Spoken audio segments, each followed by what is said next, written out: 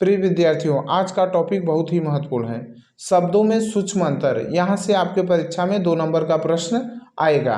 तो आज हम लोग जो महत्वपूर्ण हैं प्रश्न उन्हीं को पढ़ेंगे जो बार बार आपके परीक्षा में रिपीट होते हैं। तो देखिए, पहला जैसे है अनल अनिल। तो अनल का मतलब होता है अग्नि और अनिल का मतलब होता है वायु।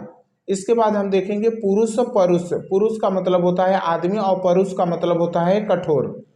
इसके बाद हम देखते हैं गृह ग्रह। गृह का मतलब घर और ग्रह का मतलब होता है नक्षत्र। कपट कपाट। कपट का मतलब धोखा, कपाट का मतलब होता है दरवाजा। पतन पत्तन। पतन का मतलब गिरना और पत्तन का मतलब होता है बंदरगाह। अभिराम अविराम। अभिराम का मतलब सुंदर, अविराम का मतलब होता है निरंतर या लगातार। पास पाश। पास का मतलब होता है नजदीक और पाश का मतलब होता है जाल।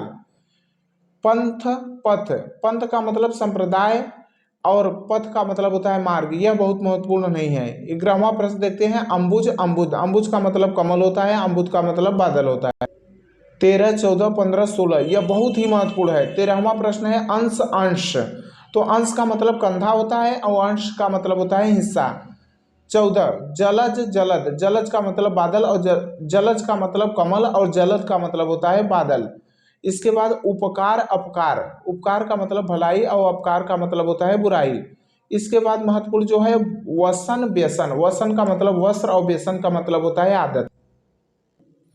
देखिए 18वां प्रश्न जो है कटिबंध कटिबद्ध। कटिबंध का मतलब होता है, कटि का मतलब होता है कमर, तो कटिबंध मतलब होता है करधनी और कटिबद्ध का मतलब होता है तैयार। 20वां जो है स्वर्ण सवर्ण। स्वर्ण का मतलब सोना और सवर्ण का मतलब होता है उच्च जात। इसके बाद 22 नियत नियति। नियत का मतलब होता है निश्चित और नियति का मतलब होता है भाग्य। तरणी तरणी। तरण का मतलब सूर्य, तरणी तनुजा तटतमाल। तरणी का मतलब होता है सूर्य। तरणी तरणी का मतलब होता है नाव।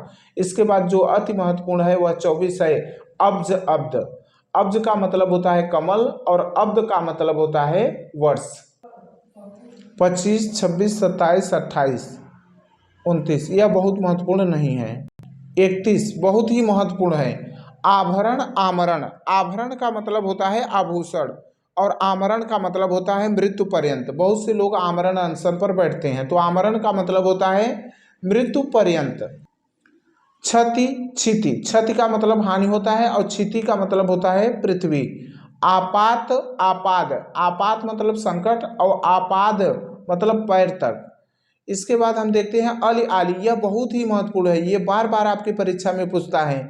अली का मतलब भौरा और आली का मतलब होता है सखी। 41, 42, 43, 44 यह बहुत महत्वपूर्ण नहीं है। 45, 46 बहुत ही महत्वपूर्ण है। आवरण का मतलब होता है ढका हुआ यानी पर्दा। आभरण का मतलब होता है गहना। बात का मतलब होता है बातचीत और वात का मतलब होता है वायु। देखिए 49वां जो प्रश्न है हमारा ईर्ष्या और स्पर्धा। ईर्ष्या का मतलब होता है जलना, दूसरों की उन्नति से जलना, और स्पर्धा का मतलब होता है दूसरों की उन्नति और गुणों को प्राप्त करने की होड़, जिसे हम कंपटीशन कहते हैं। जैसे मैचों में क्या होता है, एक टीम दूसरी टीम से स्पर्धा करती है, कंपटीशन करती है। और ईर्ष्या का तो अलग मतलब होता है जलना, किसी की उन्नति को देखकर जलना। 50वां प्रश्न जो है हर हरि। हर का मतलब होता है शंकर भगवान और हरि का मतलब होता है विष्णु। इसके बाद श्रवण श्रवण। श्रवण का मतलब सुनना और श्रवण का मतलब होता है सन्यासी। और जो अंतिम है यह अस्त्र शस्त्र। अस्त्र का मतलब होता है फेंक कर चलाए जाने वाला हथियार और शस्त्र का मतलब होता है हाथ में लेकर चलाया जाने वाला हथियार। तो यहाँ से निश्चित तौर पर आपके परीक्षा में 2 नंबर का प्रश्न बनेगा। आप इसे ध्यानपूर्वक पढ़ लेंगे, याद कर लेंगे, ताकि परीक्षा में 2 नंबर आप यहाँ से प्राप्त कर सकें। धन्यवाद।